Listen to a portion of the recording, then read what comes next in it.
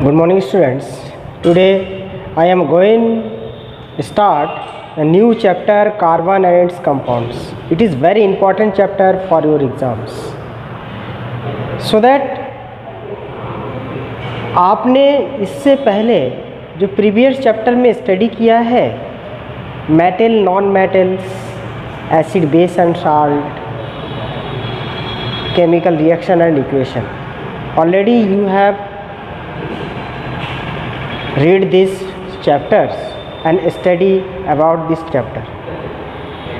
ये जो चैप्टर है बहुत ही मोस्ट इम्पॉर्टेंट चैप्टर है for your exams. Actually mostly questions इस चैप्टर्स की इसलिए इम्पॉर्टेंट है बिकॉज जो आने वाला टाइम है आपके लिए वो सब ऑर्गेनिक केमिस्ट्री से रिलेटेड जो भी थिंग्स आपके लिए इम्पॉर्टेंट है वो इस चैप्टर से रिलेटेड है. तो मैं इस चैप्टर की बात करने जा रहा हूँ. इम्पॉर्टेंट चैप्टर है, थोड़ा ध्यान से आप लोग सुनिएगा. So that now we are going start the carbon and it's compounds. First I will explain about the carbons. Carbon क्या होता है इसके बारे में हम डिस्कस करेंगे. कार्बन माने बेटे कार्बन इस क्लाइमेट में जितना भी थिंग्स पाए जाते हैं around us all are made up of carbons. सारा चीज़ कार्बन्स का बना हुआ होता है डायरेक्टली एंड इनडायरेक्टली वे पे. तो देखिएगा जो कार्बन है कार्बन का जो ड्राइव हुआ है वो कार्बे से हुआ है. Carbo carbon was drive from the word carbo. और कार्बे मीन्स होता है कोल. कोल और कोल का जो कलर होता है दैट इज़ ब्लैक. तो कोई अगर आपसे पूछे कि कार्बन का ड्राइव किस वर्ड से हुआ है, कार्बे से हुआ है. और कार्बे माने होता है कोल और कोल का जो कलर होता है दैट इज़ ब्लैक. वो कैसा होता है, ब्लैक कलर का होता है. कहने का मतलब ये है कि जो भी things which are present around us all things on burning, जब हम इसको बर्निंग करते हैं तो बेटे सब में उसमें क्या होता है ब्लैक कलर का कोई ऐश या राख बन जाता है जिसमें ये प्रूफ होता है कि द सब्सटेंसेस कंटेन्स कार्बन. अब यहाँ पे क्वेश्चन आता है कि सर इसका क्या यूज है. तो बेटा जो कार्बन है कार्बन जिस भी कंपाउंड्स में पाए जाते हैं the compound which contains carbon, किसी भी कंपाउंड्स में अगर कार्बन प्रेजेंट होगा दे आर ऑर्गेनिक कंपाउंड्स. वो जो कंपाउंड्स होगा वो ऑर्गेनिक कंपाउंड्स कहलाएगा. तो that is the important things. Carbons containing compounds are called organic compounds. Carbon containing compounds carbon containing compounds called organic compounds. Organic compounds. अगर carbon के जितने भी कंपाउंड्स होंगे all are organic compounds. Before this chapter अगर हम metals और non metals we have already discuss about the different types of the metals. बहुत सारे मेटल्स की बात की है लेकिन यहाँ पर जो आपका स्टडी करने जा रहे हैं हम कार्बन एंड इट्स कंपाउंड्स. तो carbon containing compound is called organic compounds. अब हम चलते हैं यहाँ पर कि ऑर्गेनिक कंपाउंड्स क्या होता है. और सबसे पहले ऑर्गेनिक कंपाउंड्स का डिस्कवर किसने किया था, किसने ऑर्गेनिक कंपाउंड्स के बारे में क्या क्या थ्योरी प्रपोज किया था. तो बेटे चलिए आते हैं ऑर्गेनिक कंपाउंड्स के बारे में. Organic compounds. तो I have already discuss the compound which are contains carbon atoms is called organic compounds. Organic compounds माने ऐसा कंपाउंड जिसमें कार्बन प्रेजेंट होते हैं वो ऑर्गेनिक कंपाउंड्स कहते हैं. अगर कोई आपसे पूछे ऑर्गेनिक केमिस्ट्री क्या होता है, the study of the organic compounds according to the science is called organic chemistry. बेटे ऑर्गेनिक केमिस्ट्री का जो फादर था वो Lavoisier was the father of Lavoisier. Is the father of organic chemistry. अगर कोई आपसे पूछे ऑर्गेनिक केमिस्ट्री का फादर कौन है तो लेवोसिए को ऑर्गेनिक केमिस्ट्री का फादर कहा जाता है। याद रखिएगा, ध्यान रखिएगा, this is the important things. If anyone asks the question who is the father of organic chemistry, right answer is लेवोसिए।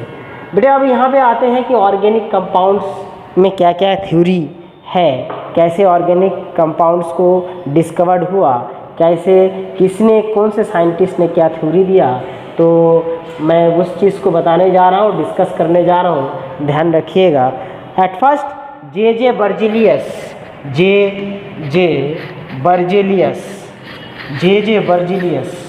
ने ऑर्गेनिक केमिस्ट्री के बारे में बताया।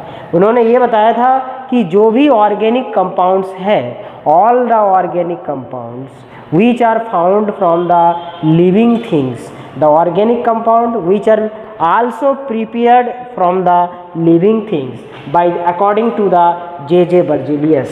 इन्होंने ये बताया था कि all the organic compound which are prepared from the living things means that is the plants and animals, all the organic compound which are formed from the living things, that is the plants and animals. These living things produce ये force called vital force। ये जो living things है, इन्होंने क्या किया, एक force development किया और इस फोर्स को हमने वाइटल फोर्स कहा। तो क्वेश्चन यहाँ पे आते हैं, who propose the vital force theory, और इन्होंने एक थ्योरी को प्रपोज किया। This theory is called vital force theory according to the J Berzelius. तो जे बर्जीलियस ने सबसे पहले ऑर्गेनिक केमिस्ट्री के बारे में बताया था कि जितने भी ऑर्गेनिक कंपाउंड्स हैं, all the organic compound which are obtain from the living things, plants and animals, और उन्होंने एक थ्योरी प्रपोज किया, that is the vital force theory. Vital force theory, question important question है, who propose the vital force theory, answer is J Berzelius. तो according to the J Berzelius, all the organic compound which are obtain from plants and animals, so that after that the study of this organic chemistry and the organic compounds by the different scientists, the vital force theory was disproved by Bohler। बेटा उसके बाद क्या हुआ कि study करने के बाद carbon containing compounds की जे बर्जीलियस की थ्योरी को भी स्टडी किया गया। जब स्टडी करने के बाद ये पता चला कि ऑर्गेनिक केमिस्ट्री को केवल प्लांट्स और एनिमल्स से प्रिपरेशन नहीं कर सकते हैं, it is also prepared by from laboratory, ये लेबोरेटरी में भी प्रिपेयर किया जा सकता है। और जैसे ही इसको डिफरेंट साइंटिस्ट ने प्रूव करके दिखाया, then the theory vital force theory was disproved. Vital force theory क्या हो गया, डिस्प्रूव हो गया। तो first the force this theory, that is the vital force theory was disproved by Wohler. This theory was disprove. इसको disprove करने वाला जो साइंटिस्ट था वो बोलर था। बोलर ने सबसे पहले वाइटल फोर्स थ्योरी को डिस्प्रूव किया। तो क्वेश्चन आता है, who disprove the vital force theory, bowler. Question आता है, who propose the vital force theory, J Berzelius. Who disprove the vital force theory, bowler. Wohler ने कैसे किया, तो आते हैं उसके बारे में बात करते हैं, चलते हैं कि बोलर ने कैसे वाइटल फोर्स थ्योरी को डिस्प्रूव किया। बोलर ने at first in laboratory contains inorganic salt. Wohler contains inorganic salt in laboratory. Wohler ने अकॉर्डिंग टू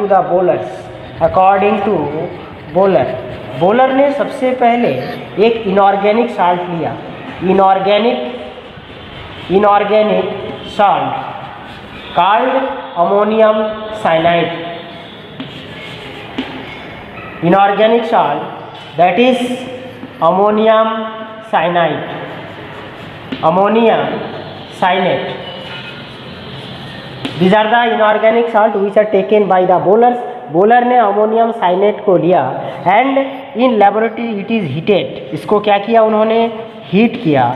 एंड हीटेड करने के बाद उन्होंने ऑब्जर्व किया, he observe that this ammonium cyanide on heated it converted in urea, उसको क्या मिला, urea मिला। यूरिया का फॉर्मेशन हुआ by the heating of ammonium cyanide. तो सो दैट अगर कोई आपसे पूछे वाइटल फोर्स थ्योरी को डिस्प्रूव करने वाला साइंटिस्ट कौन था, right answer is Wohler. Wohler ने कैसे डिस्प्रूव किया, अमोनियम साइनाइड को हीट किया लेबोरेटरी में, it is an inorganic salt, so that by heating this inorganic salt in laboratory, after that urea is formed. This urea contains carbon element और urea में क्या था, कार्बन प्रेजेंट था। So that तो disprove हो गया vital force theory. क्यों disprove हो गया, क्योंकि according to the Wohler's the organic compound which are also prepared in laboratory, Wohler के अकॉर्डिंग ये था कि ऑर्गेनिक कंपाउंड्स को हम सिंथेटिकली प्रिपरेशन कर सकते हैं।